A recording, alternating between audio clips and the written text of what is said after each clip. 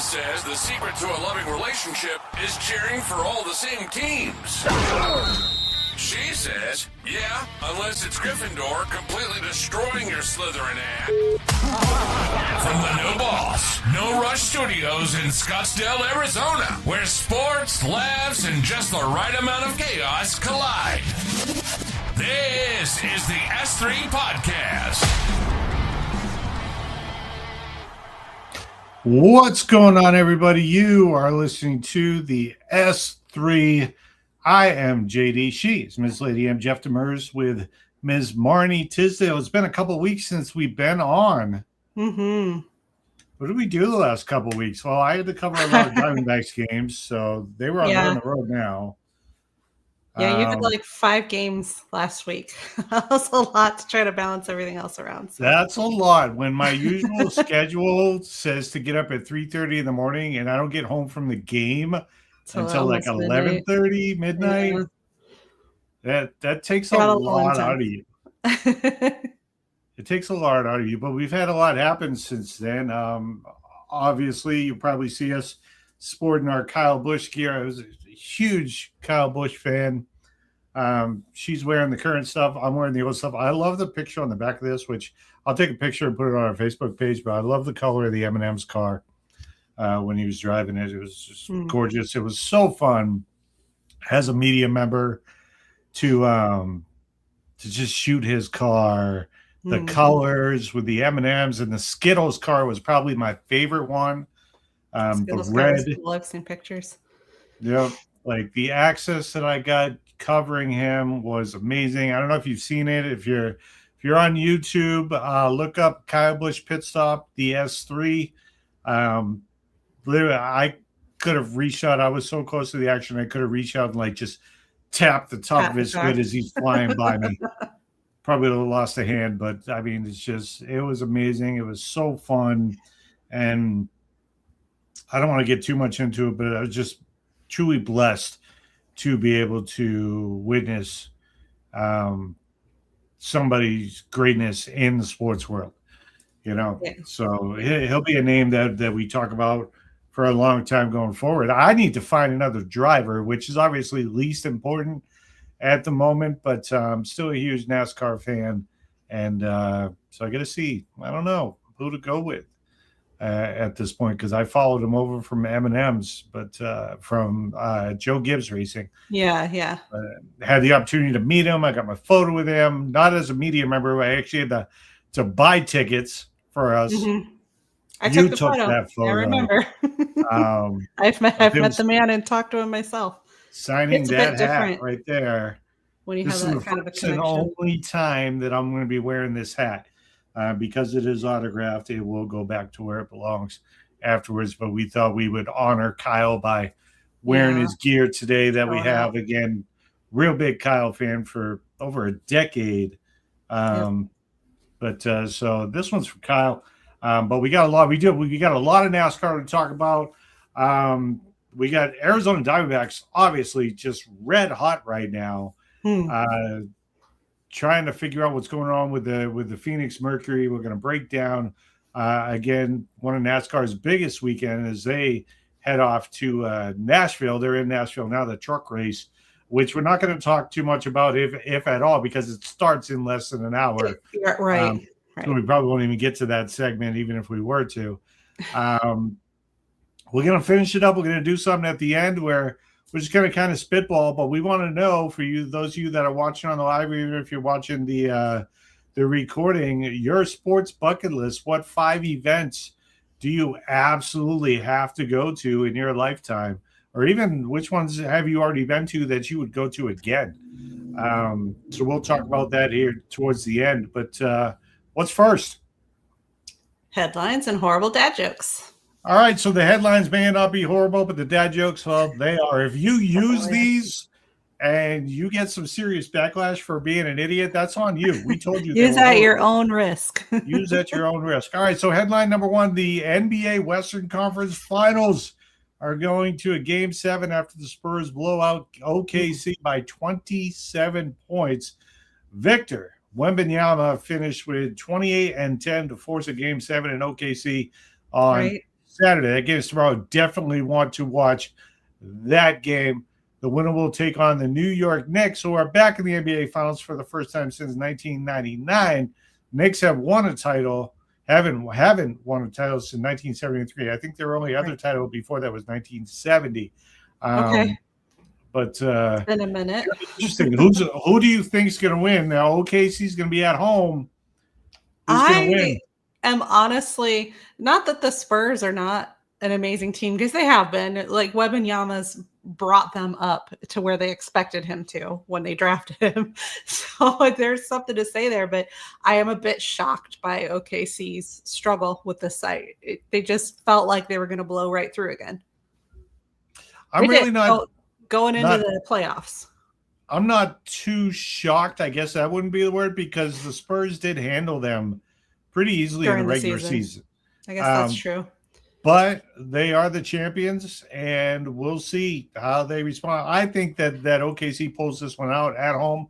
Probably. And I think OKC, or let me just say this, because the series will start before we come on the show on air next week. I am covering the Diamondbacks Nationals series next week. So if we do a show, it'll be Thursday next week instead of Friday. Right. So, but by the time we come back on, they'll have at least played 2 games, because I think the series starts on Tuesday. New York will be on the road as the Western Conference will host this year.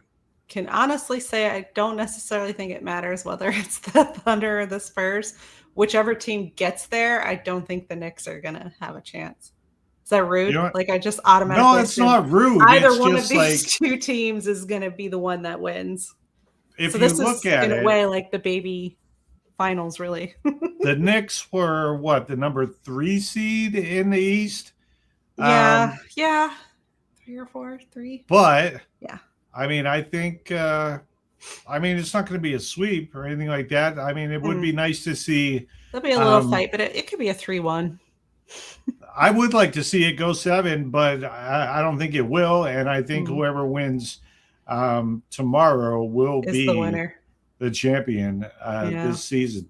Me too. And I'm not hating on the Knicks. I love Jalen Brunson. I think he's really good. He's got a great supporting cast. But I mean, I don't think they have it enough to win against the Spurs or against OKC. So it really doesn't matter which one of those two teams. That's why whoever wins tonight is the winner, probably. Tomorrow. Sorry. What do you think Stephen A. Smith would think of our take on this? You have a lot to say, and I don't think it would be very nice. Yeah. He was involved in the angry old man yelling. Why did the Energizer Bunny go to jail? I'm sure the word "cells" involved. I don't know. He was charged with battery. Wouldn't that be the battery was charged? Anyway, he was charged with battery. All right. Headline number 2, per ESPN's Jesse Rogers, Major League Baseball owners propose a hard salary cap to players as part of the next CBA on Thursday. Their first firm cap proposal since 1994. Under the new proposal, or if they agree on it, it would be a new proposal presented in a meeting with union officials. Each team would need to maintain a payroll of at least $171.2 million without exceeding $245.3 million starting in 2027. Now, this is going to rock a couple teams that go over that number by a lot. One of the teams is going to be in town next week to take on our Diamondbacks, that being the Dodgers. Their cap that includes that number needs to include player benefits, just as it does under the current competitive balance tax system. Quote, fans overwhelmingly support a salary cap and like in the other leagues, because they don't believe a $446 million spending gap from top team to the bottom team is a fair fight. Okay. I'd say $446 million can get you a few more players. Yeah. and we're not picking Grab on a the couple Dodgers. of Shohei Ohtanis for that. The Dodgers are paying what the system allows them to pay, right? Because then they'll just pay the luxury tax. But the end game is to win championships. Right. But right. I mean, there are other teams out there that need to get their numbers down. It's not just the Dodgers. Right. So league spokesman Glenn Copeland went on to say our salary cap and floor proposal levels the playing field while sharing baseball revenue with the players 50-50 as we grow the game together. That's good. Mm-hmm. You know, the players get an extra cut on everything. I actually think that would be more appropriate for a lot of ways, that if they got some of the actual profit, like profit sharing versus just their hard salary, because then it doesn't even matter necessarily if the salary's lower. Because if you're playing well enough to get the fans buying the gear and coming to the games, you're going to get that profit sharing amount. Yeah, I definitely I like this proposal. I think there needs to be a cap. I'm not just saying it because everybody hates the Dodgers and the Yankees and even my Red Sox. I'm not just saying that, but if we can get a strong proposal and a strong ceiling and have teams actually stick to that, then and have really stiff penalties if they don't. Right. Then I think it won't really even the playing field, because you're still going to have players that don't want to go play in let's say it'll settle it down. Instead of being skyscraper difference, it'll be a house difference. So we'll see what happens. What do French hedgehogs see on Groundhog Day? I have no idea. Their chateau. That was so stupid. Headline number 3. Ryan Clark, our buddy over at ESPN, he's not our buddy. Ryan Clark said that due to their tough schedule, the Patriots will completely miss the playoffs this season. Now, that may be the popular vote because not everybody likes the playoffs or the Patriots, and they do not want to see them go back. But the Patriots are still expected to add A.J. Brown sometime after the 1st. Mm-hmm. Let's not forget that. That is going to open up their passing game big time. Patriots do have the 6th hardest strength of schedule, but if you're saying that the Patriots will not make the playoffs because of their schedule, the Chiefs have a tougher schedule. The Bears have a tougher schedule. The Packers have a tougher strength of schedule.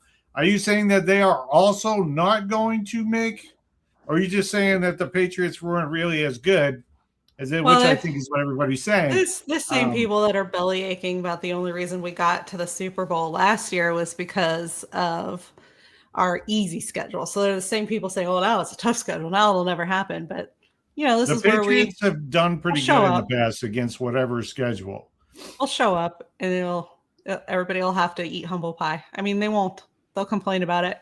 They'll come up with new excuses and stuff. But they wanted Mike Vrabel fired. He didn't get fired. Right. They wanted Stephon Diggs to be kicked out of the league. He didn't get kicked out. He doesn't have a home right now. He didn't get kicked out of the league. I'm still hoping we'll snatch him back. I would love that. Mm-hmm. I would love that. And I think he'd come back for a discount too. We'll see. We'll see. All right. So Ryan Clark, just a huge Patriots hater. He's been a Patriots hater forever. Yeah, that's why his show with Bill Belichick just wasn't going to last before he went to North Carolina. So, right. They don't like each other. All right. What do you get when you cross a fish with an elephant? I have no idea. That would be swimming trunks. Swimming trunks. All right. Headline number 4. Per ESPN's Sarah Barshop, Los Angeles Rams quarterback Matthew Stafford said Thursday he, quote, appreciated Coach Sean McVay calling to tell him the team was going to draft Ty Simpson last month. Quote, I understand where the team's coming from. Stafford went on to say on Thursday, quote, listen, I'm not 25 years old, and I get that. So we're doing everything we can to be as good a football team as we can for now, for the future, for all of it. I don't believe at any point did Matthew Stafford think, oh, God, they just drafted somebody to take my spot this year? Right. I think he fully understands that that's his spot until he no longer wants that spot. Right. Like, it could be 3 years down the road. It could be 4 years down the road, 5 years down the road. I think Stafford's probably got 1, maybe 2 more years in him. I feel like it's really in line with the way Sean McVay operates, because he's always had that, like a big overlap when he wants to bring in fresh meat to take over a veteran's position. He's always had 1 to 2 seasons of overlap. Like that, I don't feel like that's new. I don't feel like it's surprising. I mean, that's how you run a team. He had the ability, he had the slot for it, everything. Why would he not have just gone ahead and made the move? Yep. Completely agreed. All right. Did you hear about the guy who's afraid of escalators? No. He's taking steps to avoid them.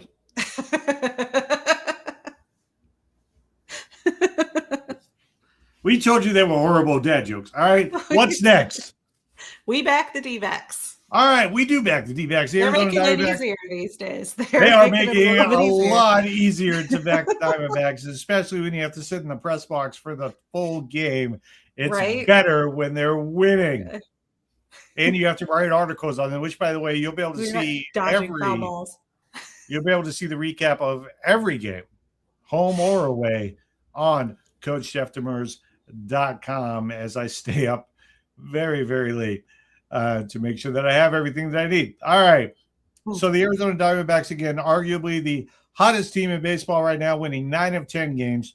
They're coming off of their second sweep of the San Francisco Giants in their last 10 games. They swept the same team in less than 2 weeks. How do you even let that happen if you're the Giants manager?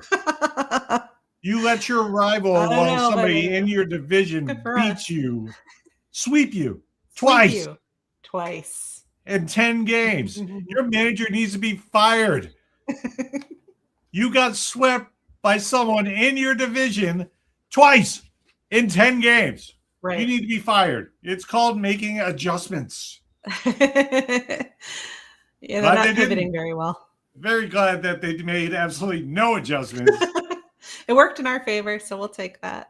All right. So the Diamondbacks are currently tied for second in the NL West with the San Diego Padres, 4.5 games back of the Dodgers. Dodgers are here Monday, Tuesday, Wednesday, I think. Okay. We may want to go to one of those games. I think that would be a fun game. Let's see what tickets we can pick up, because I got to cover the National Series from the press box. I think that's a 3-game series. I think so. Friday, Saturday, Thursday, Sunday. Friday, Saturday, Sunday. Okay. I think it's Friday, Saturday, Sunday. They're giving away Corbin Carroll bobbleheads during that series. Get another one. And you've got there's 2 different ones. Okay. There's 2 different ones, so fans will have a choice. It's either one of them at the plate and one of them sliding. So that's interesting. Pretty cool. I've got the Corbin Carroll. What would you call this one? You're the Star Trek nerd. He's a rebel fighter. He's a rebel fighter. That's right. He's a rebel fighter pilot. I'm working on my nerdness. If you didn't hear the opening to the show, I'm working on it. You got me into sports. I'm gonna get him into the nerd. You got me into like Harry Potter and all that stuff. So that's the X-rated version. My bad. Harry Potter is the name of the show. All right. So the Dodgers do come into town. They have also won 8 of their last 10 games. So you have basically 2 of the hottest teams with whatever they're playing. They're playing the Mariners this weekend. Depending on how that goes, this could be a matchup of the 2 hottest teams in all of baseball, with the Dodgers coming to town. So, I mean, it's going to be a great matchup regardless of what happens this weekend. But I don't want to see the Diamondbacks be like, oh, we're ready to take on the Dodgers, and then you get swept by the Mariners before you take on the Dodgers. Let's not have that happen. Let's get ahead of ourselves. Yeah. They have a 3-game series. You've got Gallen, Nelson, and Kelly on the mound for that series to try and keep the momentum going. Everything seems to be clicking right now for Arizona, especially at the plate. Ketel Marte, I don't know what Kool-Aid he's been drinking lately. For the last 2 weeks, he got the NL Player of the Week again. Corbin Carroll's been hitting triples. He's only like 2 or 3 triples shy of the team record held by Stephen Drew at 54. Yeah. Already. Already. It's not like he's been on the team for 10 years. No. This is why he's my favorite player. Sure. I love Corbin Carroll. Well, you can't have my bobblehead. You have to get your own. You have to go to the game that I'll work at. Now, if I get one, I will give you, because I already have a Corbin. I already have a Corbin back here. I will give you that one. Media members usually get one.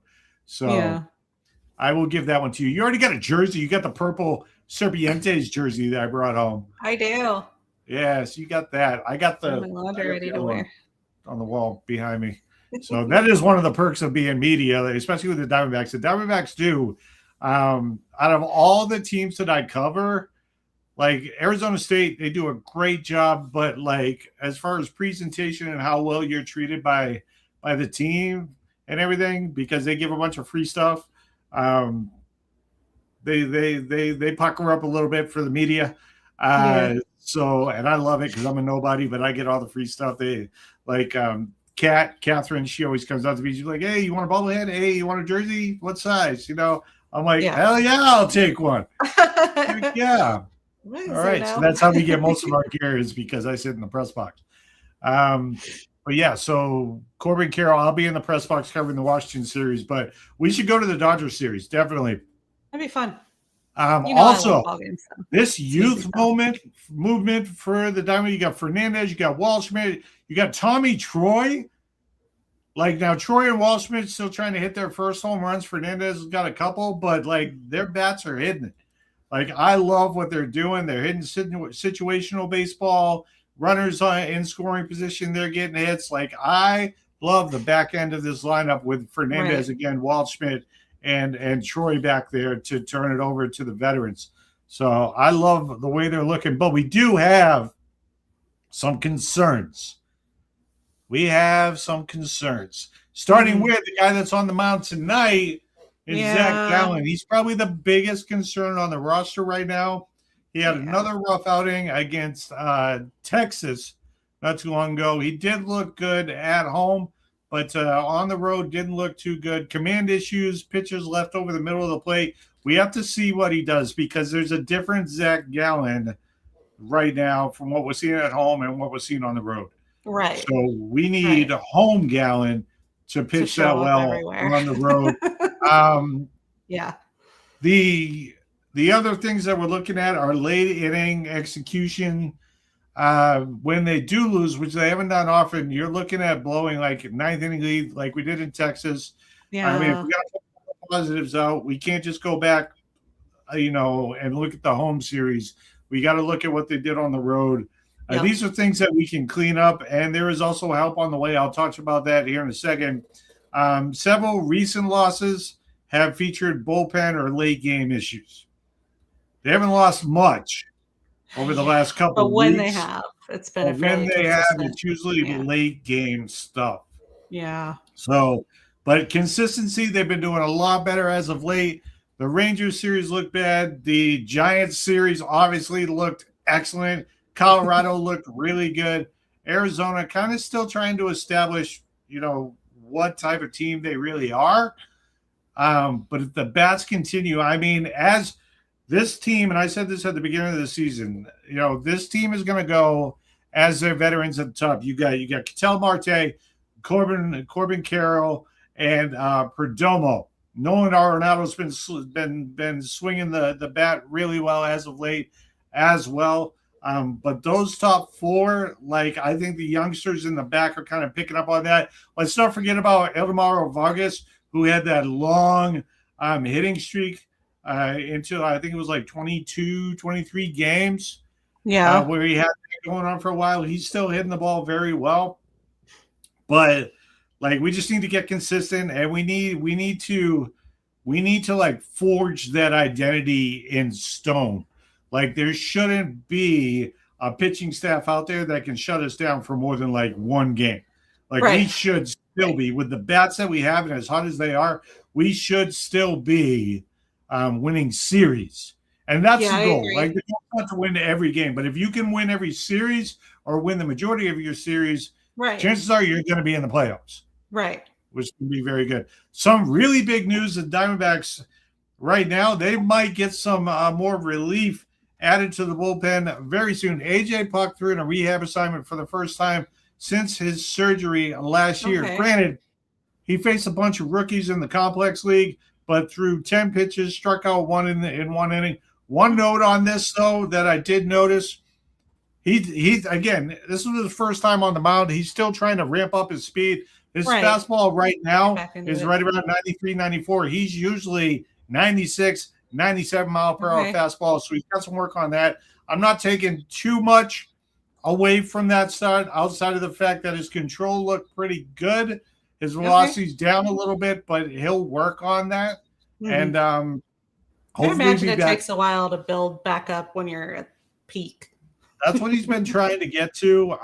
Right now, I just want to see him healthy. I want to see him throw some innings, throw some strikes, and do it healthy. The velocity, I think, will come. But we'll see. You never know after surgery, Tommy John surgery. So we'll see. All right, what's next? Mercury rising. Are they, though? Are they, though? I mean, we love our Phoenix Mercury here, but right now they're struggling, to say the least. Floundering in the shallow end. They've lost 4 straight. They're set for a rematch in just a few minutes, which I want to catch that game as well against the New York Liberty. They just lost to the Liberty. They'll be home Monday against Minnesota before they actually have to turn right back around, head back out for the middle of the week for another 4-game road trip against Seattle, Portland, the Valkyries up in Golden State, which I love that name. You love that name for a women's basketball team. And then they'll go to Dallas as well. They won't be home again until for like more than 2 weeks, like June 13th or 14th. I think they're back home. Yeah, that's a pretty long run on the road. I mean, there are some players that are stepping up and looking really good right now. So hot areas to talk about. Alyssa Thomas, I mean, how good can she get? Like, she's amazing. She's the clear engine for this team. She had a 23-7-7 against the Sparks. Nearly recorded triple doubles against both Minnesota and Golden State. Right. She continues to make an impact in every phase of the game. She's amazing. Jovana Nogic, one of the biggest bright spots so far for them this season, put up 27 in the win over Chicago. Continues to knock down perimeter shots and provide secondary scoring. Kahleah Copper, obviously at point guard, consistently attacking the rim and producing offense. She put up 22 against the Sparks as well. I guess everybody had a good night against the Sparks. It's one of the few players generating offense. Those are the good things to talk about. Cold areas for concern is team defense. Phoenix has allowed 98 points to Toronto, 97 points to the Sparks, 82 points. After leading Atlanta by double digits, they actually lost that game by 2. Defensive breakdowns are actually becoming a trend right now. Which we don't want to see, for sure. It's not really late quarter collapses. It's more second quarter, which has been the danger zone. They'll come out fast in the first quarter. But in the second, like Golden State, for example, turned the game around in the second quarter. Los Angeles dominated the second quarter. The team has struggled maintaining momentum after starting strong again in the first quarters. They also struggle with closing games, and this has been as of late. They blew a lead against Atlanta. We talked about that. They lost a close game against Minnesota. They couldn't finish against Toronto. They lost to the Liberty. Like, the Mercury have the stars. Alyssa Thomas, again, is playing at an all-WNBA level. Nogic's emerging. Copper continues to score. The problem isn't offense, though, for this team. Right. It's finishing games and getting stops when they matter the most.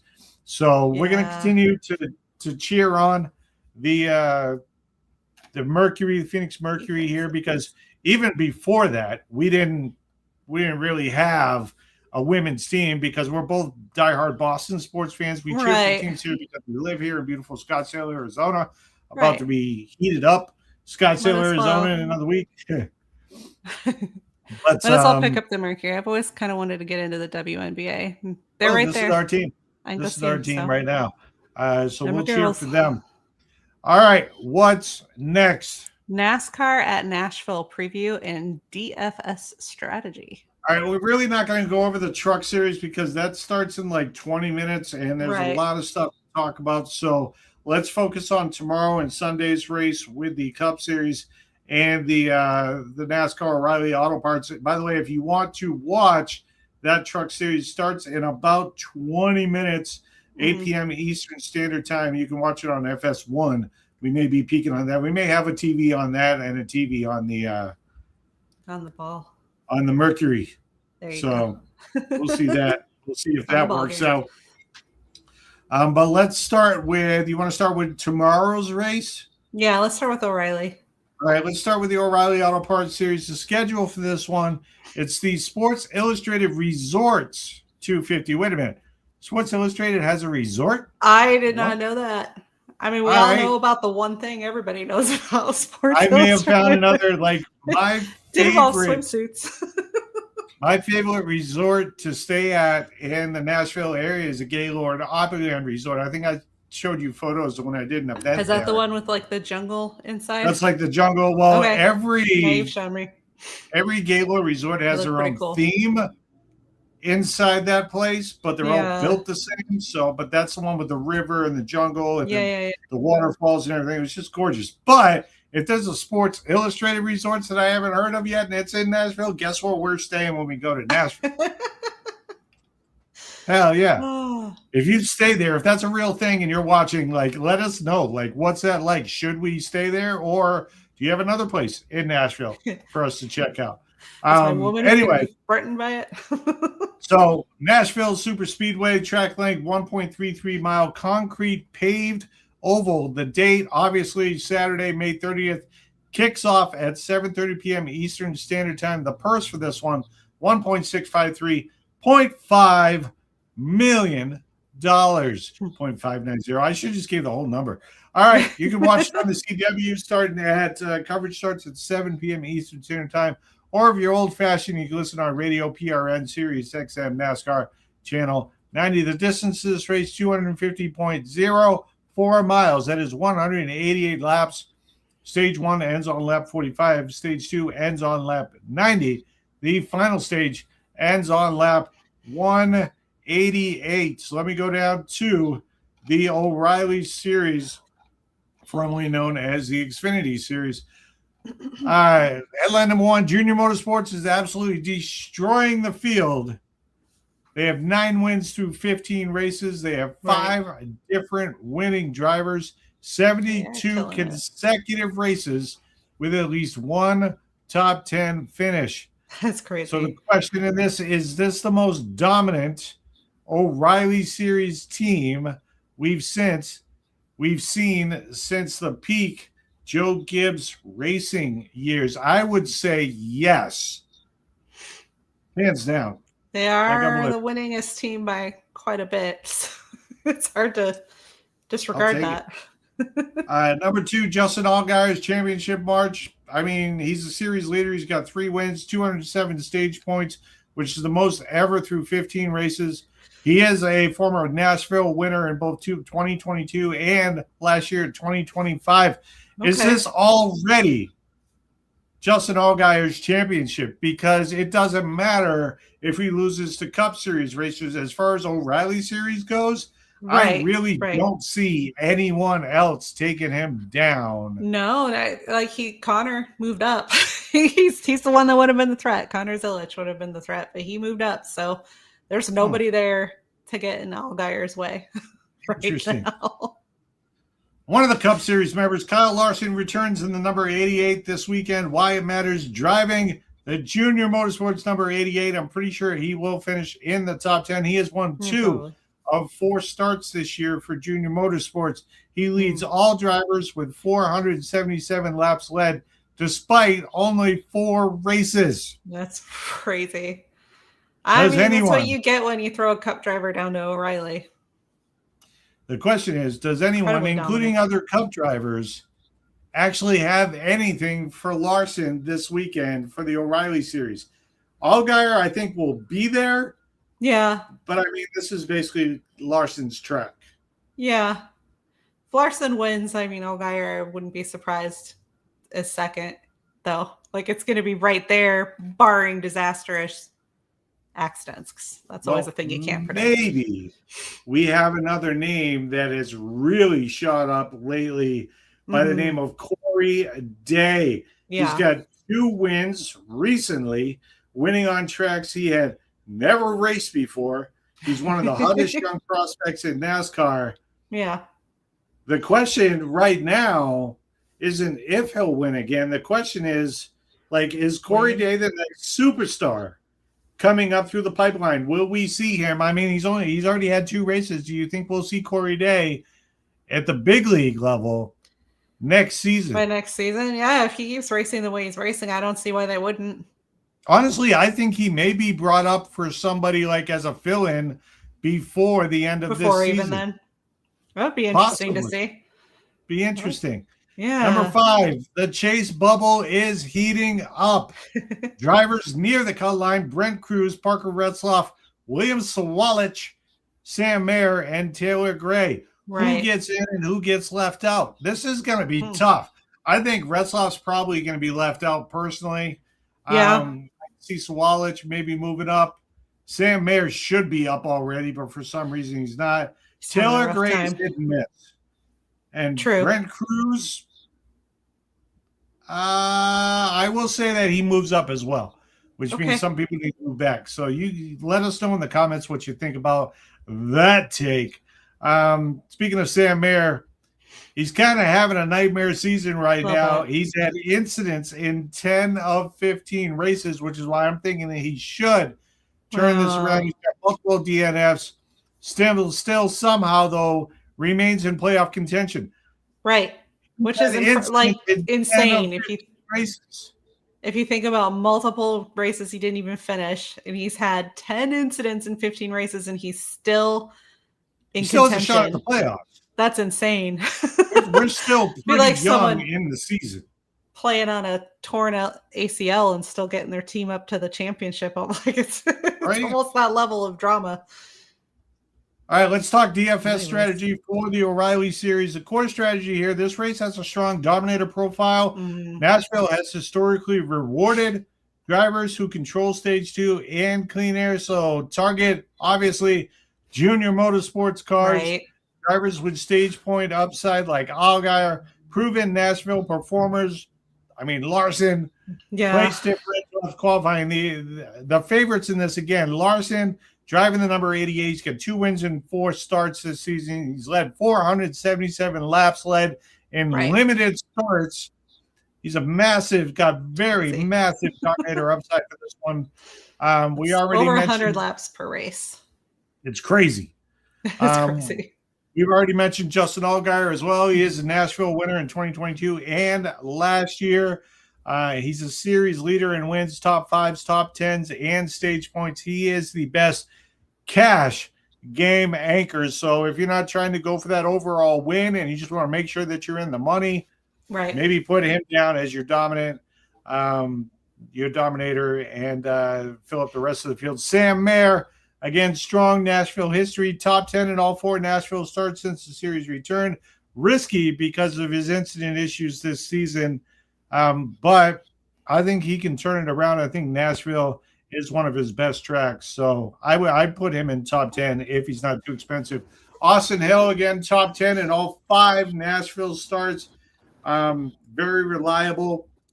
Some sleeper plays. Carson Voppel, still chasing his first win, has runner-up upside. Strong tournament play. I like Brent Cruz. Fast, but on the chase bubble. He needs a rebound after losing points recently. William Sawalich, we talk about it every week. Back-to-back 4th place finishes entering this weekend. I like his upside, so use him for upside play. Fade Sam Mayer. Honestly, he's got great upside. I know I put him under my favorites because, I mean, if he actually drives to his potential, then he deserves to be up there, but otherwise. Stay away from him this weekend. Yeah. Too many incidents. He's got DNFs in 10 of 15 races.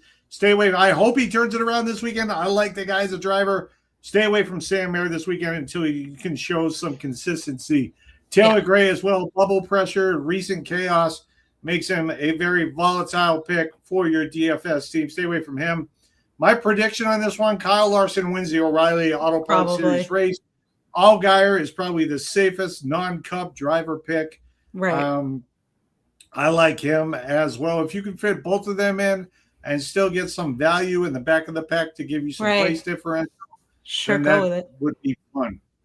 All right, let's talk about the Cup Series race. The next race is the Cracker Barrel 400. Again, that is at 1.33 mile Nashville Super Speedway. The purse in this one, $11.233 million. The big boys get paid. That kicks off Sunday at 7 p.m. Eastern Standard Time. This race is on Prime Video. The race stuff starts at 6 p.m. Eastern Standard Time. Or you can listen on Radio PRN. The distance for this race, 399 miles. That is 300 laps. Stage 1 ends on lap 90. Stage 2 ends on lap 185. The final stage ends on lap 300. The question is, so brutal. We talked about Larson in the O'Reilly series. He should do very well, but is this the race where Kyle Larson ends the drought? Larson is currently on a 37-race winless streak. His longest since joining Hendrick Motorsports. Nashville is statistically his best track. He's the only driver with a top 10 finish in all 5 Cup races at Nashville. He owns a 5.2 average finish at the track. He's won the inaugural Nashville race in 2021. The question is with him struggling, Larson go ahead. I could be completely off the rails here, but I just feel like it's he bit off too much the season when he started doing because he still even goes down to the trucks sometimes, doesn't he? Or am I making that up? He does trucks. He does the dirt tracks. He races anywhere where he O'Reilly. He does Cup Series. He does a couple of F1 races every year, and that was the year when I felt like I didn't see him winning as much as we do now, or now where he's where it petered down is when he started also including Formula One in there. He might just have stretched himself too thin. You got to pull back a little bit and have some focus. I don't know. No. Yeah, maybe you could be right. You could absolutely be right. He still ranks amongst the leaders in laps led and running position. He just hasn't closed out races. Yeah, he was winning 3 to 5 races a year, and then all of a sudden he stopped. So I don't want to speak ill of our guy Kyle Busch, but he's kind of on that trend that Kyle Busch was under, where they win in the trucks, they win in O'Reilly, but but by the time Kyle he had series, there's no gas left in the tank. I think it was 70-something races before he passed. So by the way, they officially took Kyle off the standings earlier this week. So trying to close out that chapter. So my question to you is, before we go over the other drivers we're looking at, does Kyle Larson win this weekend at his best track? I think this is probably one of the best shots he's going to have this year to do so. But honestly, deep down in my gut, I don't think it's going to be him. I do think he's going to be maybe in the top 3. I don't necessarily pick him. He's going to win over. He'll be in top 3 for Cup, but I don't see him taking the Cup win. I don't know why. He's not going to win. Well, let's talk about the other ones that just might have an opportunity. Let's talk about Tyler Reddick. Well, this kid's been on fucking fire. If you'll forgive my swear, he is having a hell of a season. This is his Cinderella fairy tale season. With a 5.54 average finish through 13 races. It's crazy. He's one of the only 5 drivers in Cup history to finish on the lead lap in the first 13 races of a season. It's insane. And he currently leads the standings, obviously. Bunch of wins. My question is, can he actually sustain this pace and finally convert consistency into a championship? Does 23-11 get their championship? Their first championship this year? We'll have to see if how he does towards this back half of the season. But if you follow the way he's been trending so far, it's fairly easy to say there's a pretty high chance of it. You know what? I could see him winning. I could see him winning this weekend. Again. I think it's too early to pick a winner. I think it's too. I was almost going to put my foot in my mouth and actually pick a winner for the season, but it's way too early. I mean, they race until November. But we're gonna have him if he keeps where he's at. If he keeps staying in this range, where he's finishing on the lead lap, where he's within he's in the first 6 people, and not even top 10. He's in the top 6. It's his average for the season. Yeah, that's insane. Yeah, if he keeps going there, he's definitely gonna be a contender. Somebody else that's struggling as of late, Joey Logano. He's 2024 Nashville winner, currently 18th in points. So he is outside the Chase cut line. The Chase only covers the top 16. He's lost 71 points to the cutoff over the last 6 races. How worried should Team Penske be right now with Joey Logano? I think they should have some concerns. I mean, I'm not saying like where they need to worry about dumping him or anything ridiculous like that, but he's a high tier racer, and right now he's not. He's mid-pack, maybe at best. 18. There's got to be something some kind of strategy or something they need to come up with to overcome whatever the block is, because he's definitely got something going on. I think that there's just some tracks that Penske just dominates at. Right. And I think that this could be one of the ones where they can definitely compete. So look for Ryan Blaney as well. I don't have him on my notes for this show, but look out for Ryan Blaney as well. He's having a quiet season too, but part of people's quiet season this year is Tyler Reddick is dominating that hard. He's shut out a lot of other possibilities. So very true. It might not be as quiet as it feels like. Speaking of dominating, Joe Gibbs Racing has actually been dominating Nashville altogether, except in the win column. JGR has led 727 laps at Nashville. That's more than double any other organization. The problem is that doesn't transfer into wins. They've won 0. They've got 0 Nashville wins. Well, I have noticed a trend with Ty Gibbs. He's really good sometimes at getting himself up and like spots 1 to 3 and is hanging there for almost the whole race, but there's almost always something that goes wrong towards the end, whether it's a bad pit stop, whether he's involved in one of those sweeping accidents, whatever it is. They got to figure out how to avoid that. If they can do that, then he'll be up there, spots 1 to 3. Ty Gibbs is not a bad wild card. No, for he's this not. Track. He is, if nothing else, he's really good place displacement, or however you call that. Somebody else I like this weekend, he won last weekend, is Daniel Suarez. Kind of having like a career resurrection. Obviously, he won last weekend. Very emotional. He burst into tears when they told him he won because it was so important to him to dedicate it to Busch. I mean, I'm getting emotional just thinking about it. It made me cry. He came up through KBM. Suarez, he learned a lot it was from Kyle. So, yeah, you just got to kind of, if you're looking for somebody to cheer for, why not Daniel Suarez? Especially since, he was just released from his other team last year, right? So this is his first year with Spire, and he's already got a victory, which is awesome. It's amazing. It is. My question is, and I think we already know the answer to this, has Suarez proven Trackhouse made a mistake by releasing him? I would say absolutely yes, because he's racing like he first raced. Does that make sense? Like when he was new and he came on, this is what he looked like. And then something happened and that changed. The way that he raced changed, the way that he looked changed. So they let him go, and now he's racing like when he started again. Yep. So that tells me it was more involved with whatever changes they made in his strategy and stuff in the background than him as a driver. So yeah, he's going to make. I've been giving this a lot of thought, right? Because I need another driver to cheer for. Leaning hard towards Suarez. Not necessarily the guy, because all right. So when Junior retired, I went from Dale Earnhardt. Right. As a 5-year-old kid, I became a Dale Earnhardt fan. Obviously, the natural move would be go to Junior. So I went to Junior, right? And then Junior retired, and I went to his enemy because I was like, this guy needs somebody to cheer for. This was a decade ago, right? Quite a bit. And I was like, I'm trying to, because I was cheering the whole time for the most lovable guy in NASCAR and Dale Earnhardt Jr. And then he went straight to the villain. I went right to the villain, who happened to be my favorite driver's enemy at the time. Today, they're good friends, or they were good friends.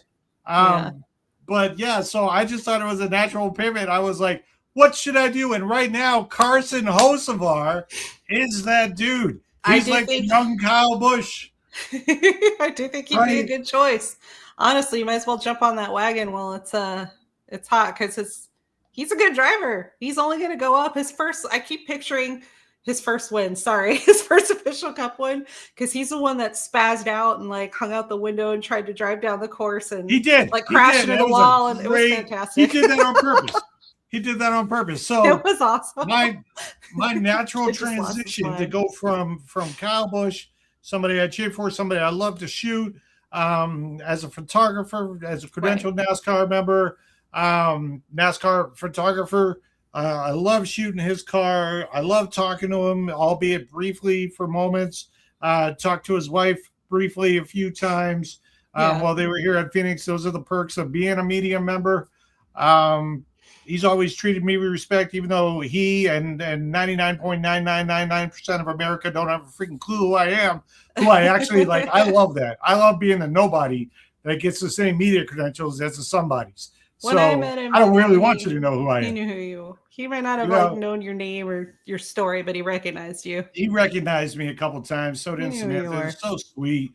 He's a good dude. But the natural progression in my fandom, I'm thinking Carson Hocevar is my next dude. I do think he'd be a good choice for you. I really do. But here's why he could be a good choice for everybody this weekend. He finished second at Nashville last season.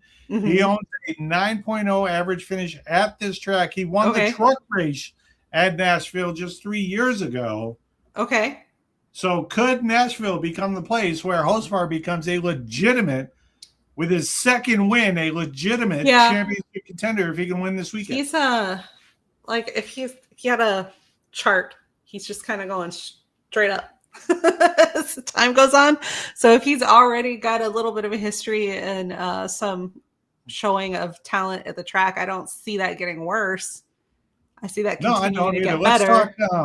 So Hocevar might be my next driver. I love cheering for Busch because he was the villain. Now I might go to Hocevar, even though like the crowd was cheering like crazy for him. So I don't know. Is he that dude, or do I got to wait for somebody else to piss everybody off before I actually become the driver?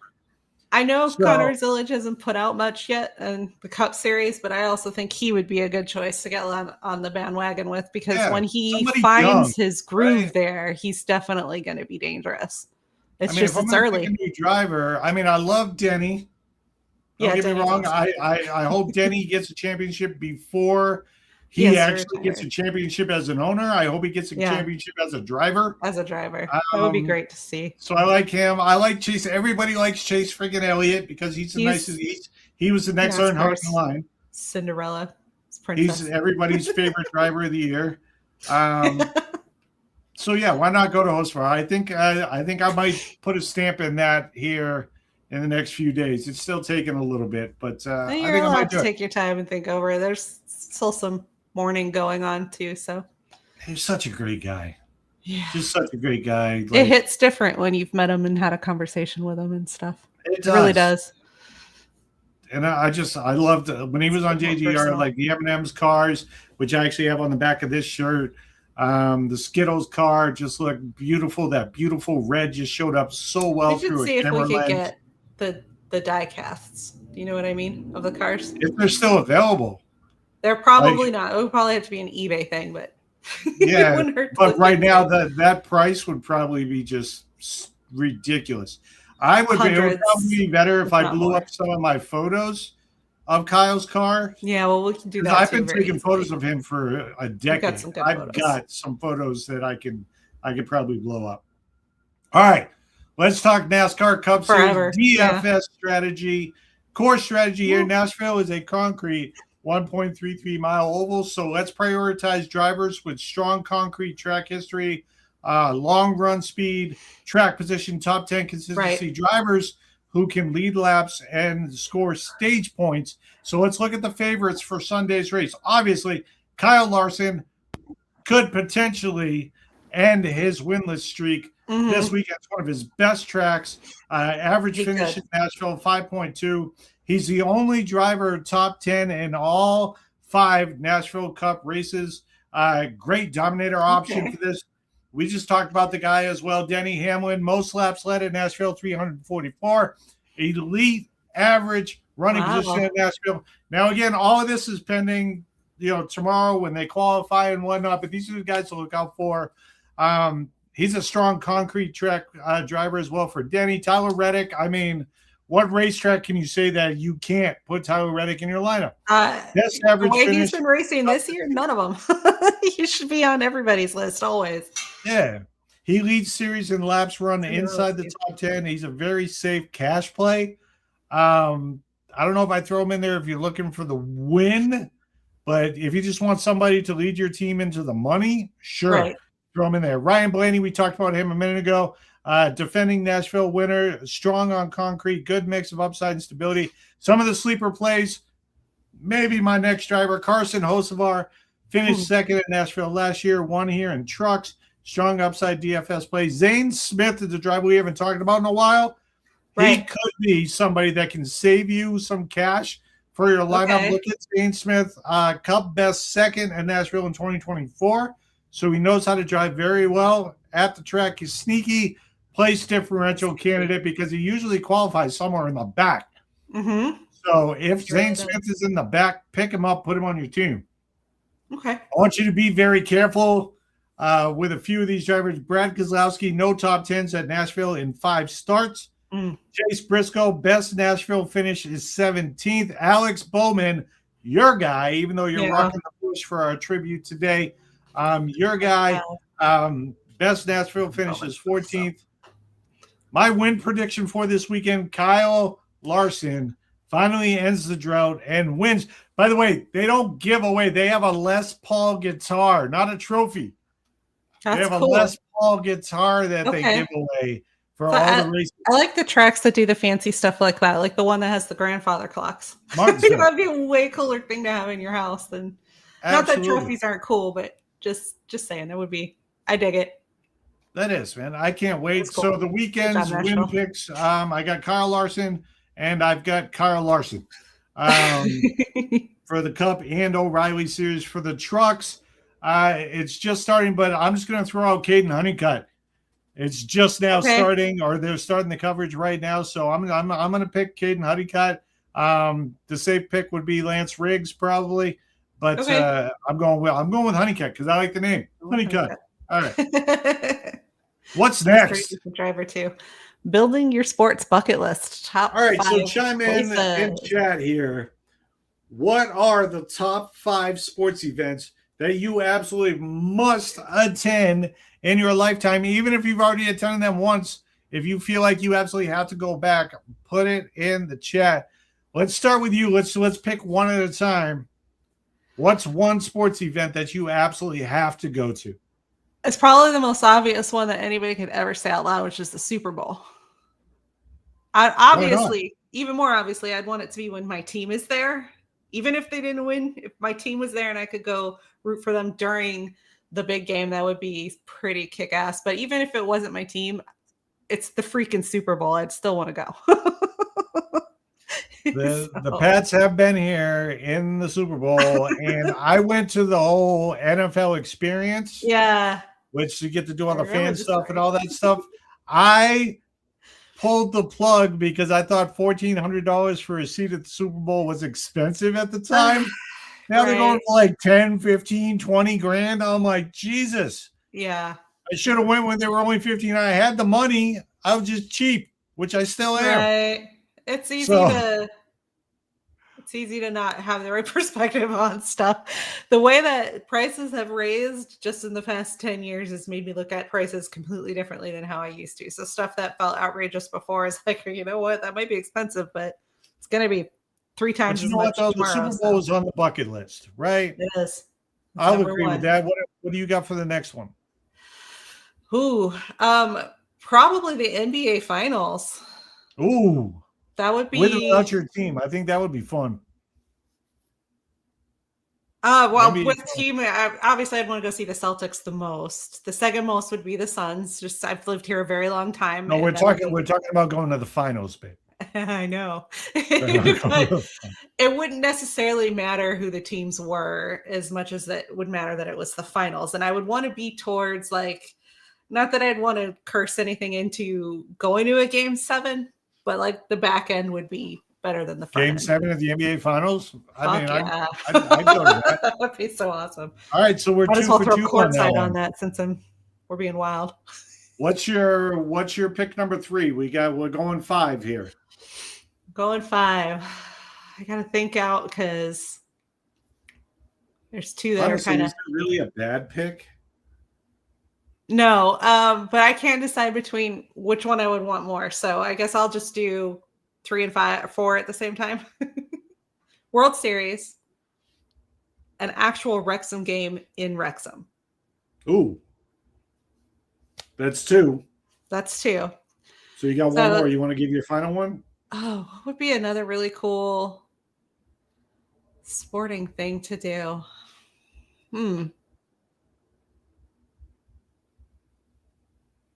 I mean, you got World Series. I can't decide if it would be Olympics or if I would want to see the finals of Premier League soccer, just because I think that'd be a neat experience in general. Oh, that would be awesome. Mm-hmm. Like Liverpool. I'm stuck on those 2 for number 5. Yeah, that would be pretty cool. So you want to go to Europe a lot. I'm thinking you might be taking your mom for those. That's what I'm thinking. You'll go with me if it's sports. Yeah, maybe. Yeah, I'm going to turn down sports. Go see the American football game in Frankfurt. Oh, there you go. Munich. So I got the Super Bowl. I've got the NBA Finals. I would say Daytona. I didn't even think of NASCAR. 500. Okay. That'd be one. I've been to the Final Four and championship weekend for college basketball. That is such an amazing atmosphere. Mm-hmm. Like the crowd is in it every play. Absolutely love it. So I wouldn't do that one again unless I'm covering it for media. Obviously, I would do that again. I'd say World Series. Yeah. Go to a World Series game. That would be cool. So I got the Super Bowl, I got the World Series, I got the finals. I wouldn't put Daytona. Game. I wouldn't. Oh, I got Daytona too. Yeah. I got one more. What's the sports event that I absolutely cannot miss? Honestly, I would put the Rose Bowl on my bucket list, even though we're within driving distance. Yeah. It's an iconic stadium. You got there's certain stadiums like on our vacation that we're planning for the full year trip. We'll hit our bucket list, but the Rose Bowl, Michigan, the Big House. I would say I'm going to do the Rose Bowl for my final on the bucket list, but other college games you got to go to Notre Dame. Have to. Iconic. I want to do jump around at a Wisconsin Badgers game. Okay. I want to do the wave to the Children's Hospital at an Iowa Hawkeyes game. It's such an awesome moment during the game that everybody in the stadium turns around and waves to the children that are watching the game on the top floor. I have to admit, I think it'd be cool to see the Buckeyes. Ohio State. Maybe we can do Iowa State, Michigan when it's at Michigan. Yeah. Double up. Got to go to Green Bay just to see Green Bay. Yeah. I mean, Lambeau Field. Kind of have to. That's historic. Got to throw that on your list. Yeah. I mean, I've been to Yankee Stadium. I've been asked to leave Yankee Stadium, both the old and the new one, twice. I want to see they're so nice to outsiders. That's obvious. So. I mean, I was in my Red Sox gear, but apparently every time it's me picking on 27 of them, it's not the other way around. Somehow so I'm the one that has to leave. Jerks. You've never been to Fenway? Nope. Yeah, and I want to. I got to think we'll probably go. Maybe we can go towards the end of this year. We'll see. Get you to your first Patriots game too. That'd be awesome. Yeah, that would be cool. All right. Technically, my first football game was here, Cardinals Patriots. Was that your first? That was my first ever NFL game. Yep. What? The one that we went to together that my sister and her husband took us to.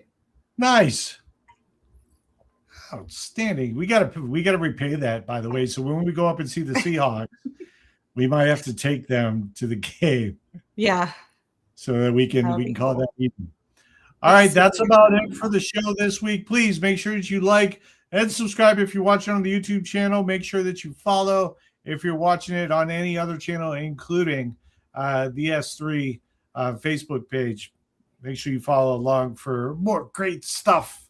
So next week we'll probably do the show on Thursday because I got to cover the Diamondbacks for Sports Media Act on Friday, Saturday, and Sunday. So fun stuff. Like, let's see. Who you picking to win in OKC and San Antonio? I still think it'll be the Thunder. I still feel that by a hair. Too. I would love to see Wembanyama in the finals early in his career, but he deserves it. I was saying at the beginning of this year, he doesn't look like a kid anymore. He looks like a full-fledged NBA player now. Yep. It shocked me. It's like, oh my God, he grew up. Yep. The big dog is still the big dog until somebody knocks him off the top of that mountain. So I'm thinking OKC. All right, again, like and subscribe the YouTube channel as we are going for our first 200 subscribers on that channel. Ladies and gentlemen, have a great weekend. Don't overdo it this weekend. Make sure that you're safe and you come back and watch us on next Thursday. Thursday, not Friday, Thursday. Take care now. That's a wrap on another episode of the S3 Podcast. If you laughed, learned something, or yelled at your screen, we did our job. Don't forget to subscribe, follow, and share the show with your crew. And as always, we want to thank the brave men and women serving in uniform and all of our veterans who've sacrificed for our freedom. We'll see you next time on the S3. And go Team Slytherin. I mean Gryffindor. Gryffindor. I meant Gryffindor.